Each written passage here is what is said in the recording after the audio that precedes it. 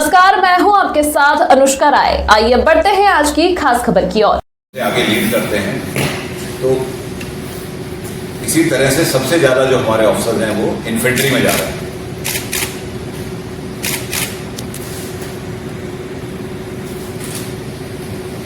हमारे यहाँ से जो ऑफिसर जा रहे हैं उनकी खासियत, जैसा कि आपको मालूम है, हमारे पास ट्रेनिंग केवल टेक्निकल ग्रेजुएट्स के लिए है, जिन्होंने ऑलरेडी इंजीनियरिंग डिग्री की हुई है किसी न किसी फील्ड में, उन्हीं के यहाँ पे प्रशिक्षण होता है। जो आज का माहौल है आप लोग अच्छी तरह वाकिफ हैं। पिछली बार के पासिंग आउट और अब की पासिंग आउट के बीच में जो भारत और पाकिस्तान के बीच में संघर्ष हुआ, उससे भी आप सब लोग भली भांति वाकिफ हैं। इसी तरह से मौजूदा हाल में जो यूक्रेन और रशिया में लड़ाई चल रही है, उसमें भी आपने देखा होगा आधुनिक तकनीक का महत्व दिन पे दिन बढ़ता जा रहा है। पुराने समय में केवल शौर्य, हिम्मत और ताकत से लड़ाई जीती जाती थी। अब कुशलता और कुशाग्रता और दिमाग के साथ उतना ही महत्व है उन चीजों का जितना ताकत का। तो मेरा ये मानना है यहाँ का कमांडेंट होने के नाते कि जो ऑफिसर हम यहाँ से ट्रेन करके भेज रहे हैं वो मेरे ख्याल में इंडियन आर्मी में एक बहुत ही अलग और बहुत ही अहम रोल अदा करने वाले हैं आने वाले दिनों में। इनके पास तकनीकी सूझबूझ है, यहाँ के सीखे हुए प्रशिक्षण से उनको सभी काम अच्छी तरह आते हैं, और जैसे ही वो अपने अपने विभाग में या यूनिट में जाएंगे, सभी जो कमांडिंग ऑफिसर हैं उनके, वो उनके ऊपर निर्भर, उनके ऊपर डिपेंड होंगे ये बताने के लिए कि क्या नया टेक्निक है और क्या आप नई चीज़ें आप ईजाद कर सकते हो हमारे इस्तेमाल के लिए, चाहे वो लड़ाई हो, चाहे वो पीस टाइम हो, चाहे वो आपदा में अपने सह नागरिकों की मदद करना हो। तो आने वाले दिनों में मेरे ख्याल में इस पर्टिकुलर एंट्री जो यहाँ से जा रहे हैं उसका महत्व साल दर साल बढ़ता ही जाए। और कुछ ना कहते हुए मैं अब आप लोगों के क्वेश्चन के लिए इंतजार करता हूँ। किसी को कोई खास सवाल है? अच्छा सर, इस बार पासिंग आउट परेड में चीफ गेस्ट कौन है? इस बार के पासिंग आउट परेड के चीफ गेस्ट हैं सेंट्रल आर्मी के army commander lieutenant general Anindya Sen Gupta, जो कि लखनऊ में, वो 5 तारीख को यहाँ आएंगे और वो परेड को कमांड करेंगे, परेड को रिव्यू करेंगे।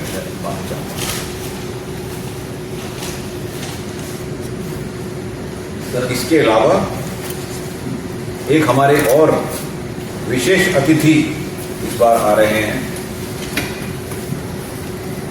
हमारे यहाँ से पास आउट हुए पहले एक कैडेट थे जो बाद में कैप्टन सिग्नल कोर में, जो कि कश्मीर में उग्रवादियों से लड़ते हुए वीर गति को प्राप्त हुए और भारतीय सेना ने उन्हें शौर्य चक्र से नवाजा था।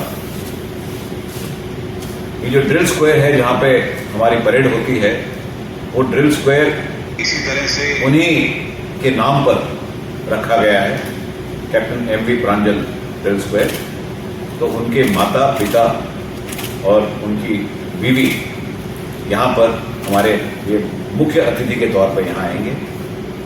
और मेरा ये मानना है ये जो फौज का लगाव रहता है परिवार के साथ, जीवित रहते हुए और बलिदान के बाद, ये भी एक अद्भुत हमारे प्रेरणा का स्रोत होता है आने वाली सब जनरेशन के लिए।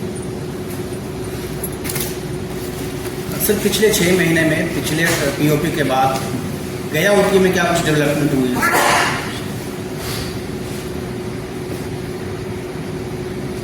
मुझे एक बड़ी मशहूर कविता की कुछ लाइन याद आती हैं। रुकती नहीं चलती रहती है, नियति नटी के कार्य करा। तो कोई भी संस्थान हो या कोई भी जगह हो, परिवर्तन और डेवलपमेंट तो निरंतर चलता रहता है। उसी तरह से ओटीए भी प्रगति पर है। पिछली बार मैंने जब आप में से कुछ यहाँ आए थे तो उनको बताया था कुछ नई चीज़ें हम यहाँ ओटीए में अभी शुरू कर रहे हैं, जो कि भारतीय सेना की मांग थी। सबसे पहले उनमें प्रशिक्षण था ड्रोन के बारे में। वो ड्रोन प्रशिक्षण अभी हमारे पास पूरी तरह शुरू हो चुका है। इसके अलावा एक और नया पहलू हमने ट्रेनिंग में शुरू किया है, वो है कैजुअलिटी ट्रीटमेंट। मतलब युद्ध क्षेत्र में या कहीं पर हमारे साथी या हमारे सैनिक घायल होने पर एक अफसर के ऊपर जिम्मेवारी आती है, उसको जल्द से जल्द उनको संभाला जाए, उनको तैयार किया जाए इवैक्यूएशन के लिए, ताकि उनके जान और उनके हाथ और पैर बच सकें। क्योंकि सबसे ज़्यादा दुख एक यूनिट को तब होता है जब उनका कोई साथी वीरगति को प्राप्त हो जाता है ऐसे क्षेत्र में। तो इसके प्रशिक्षण के ऊपर भी हमने काफ़ी जोर दिया है और इसके लिए एक स्पेशल टीम भी हमने लखनऊ से बुलवाई थी, जहाँ पे कि हमारे आर्मी मेडिकल कोर का ट्रेनिंग सेंटर है। उनके एक मेजर जनरल साहब के अंडर एक टीम यहाँ आई थी। उन्होंने स्पेशल कार्डर उनके लिए चलवाया था, ताकि ये जो अभी अफसर हैं ये सक्षम भी हों और उनको विश्वास भी हो कि वो इस चीज़ को संभाल सकते हैं जब इसकी जरूरत पड़े तो। इसके अलावा ओटीए जो है अभी बढ़त के मोड में है। पिछले एक साल में हमको भारतीय सेना ने अपनी ट्रेनिंग कैपेसिटी बढ़ाने का आदेश दिया था, जिसके तहत आज की तारीख में जब हमारी क्षमता 400 के करीब है, हमारे पास हमारी इस क्षमता को बढ़ाकर 750 करने का हमको आदेश दिया गया था। उसके तहत हालांकि हम ट्रेनिंग के तौर पे हम सक्षम हो चुके हैं उसके लिए, लेकिन कुछ एक एडमिनिस्ट्रेटिव रिक्वायरमेंट होती हैं, चाहे रहन सहन की जगह हो या ट्रेनिंग का इंफ्रास्ट्रक्चर हो, स्पोर्ट्स फील्ड हो। तो इन सब पर पिछले 6 महीने से काफ़ी तेज़ी से काम चल रहा है। मैं आपको बताना चाहूँगा कि इस टर्म में जब आज की तारीख में हम ट्रेनिंग खत्म कर रहे हैं, हमारे पास कुल मिला के कैडेट इनको पास आउट हो रहे हैं 207। उसके अलावा हम अभी 400 से कम कैडेट आज की तारीख में ओटीए में हैं। लेकिन अब से 1 महीने बाद ही एग्जैक्टली 27 सितंबर को हमारे पास तकरीबन 700 से ज़्यादा कैडेट यहाँ पे ट्रेनिंग के लिए आए।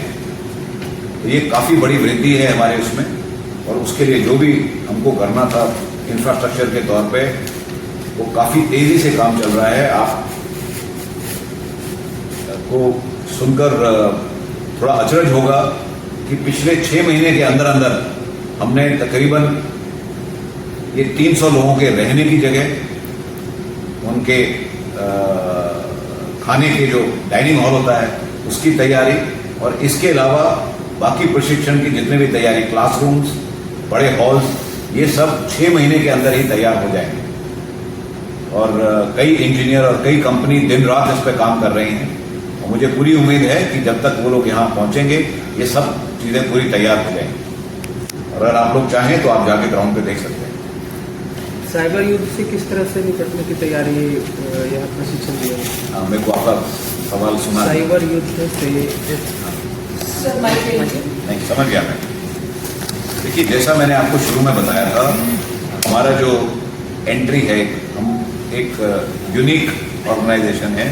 हमारे पास जितने भी कैडेट आते हैं वो सब साइंस बैकग्राउंड से हैं और इंजीनियर्स हैं, और उसमें ज़्यादातर लोग जो हैं वो इलेक्ट्रॉनिक्स और कंप्यूटर बैकग्राउंड से हैं। तो जहाँ तक कि साइबर युद्ध का सवाल है, चाहे वो अपनी रक्षा करना है या उसको ऑफेंसिव तौर पर इस्तेमाल करना है, मेरे ख्याल में यहाँ के कैडेट सबसे ज़्यादा सक्षम हैं उसमें।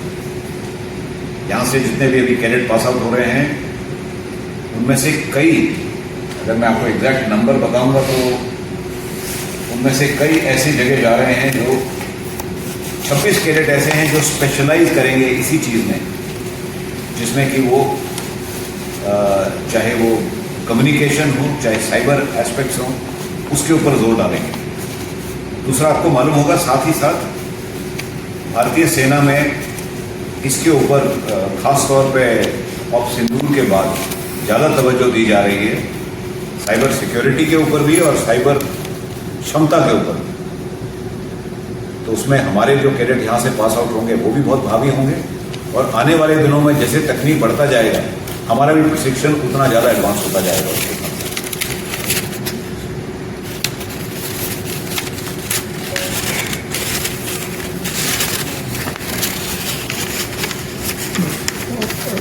सारे बात तो हुई।